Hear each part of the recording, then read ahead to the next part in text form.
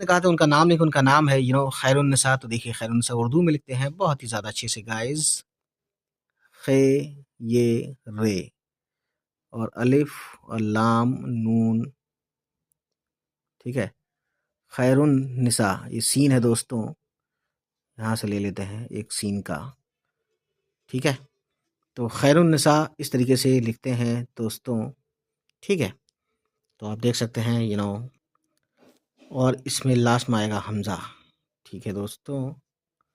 यही नाम अगर इंग्लिश में लिखें तो कुछ यूँ लिखेंगे, देखिए दोस्तों। तो गाइज़ खैरुन्निसा है, मैंने निशा कर दिया है, आप समझ लेना अपने आप से कैसे करना है इसको सही। ठीक है गाइज़, चलिए फिर मिलते हैं, बाय बाय, टेक केयर, खुदा हाफ़िज़। उम्मीद है गाइस ये वीडियो आपको पसंद आई हो, और अगर पसंद आई तो प्लीज़ हमारे चैनल को सब्सक्राइब कीजिएगा और उन सभी तक पहुंचाइए हमारी वीडियोस को जिनके बारे में आपको लगता है कि उनको ये वीडियोस देखनी चाहिए। चलिए फिर मिलते हैं आपसे, हमारी होगी नेक्स्ट किसी वीडियो के साथ मुलाकात। तब तक खुश रहें, आबाद रहें, बाय बाय, टेक केयर।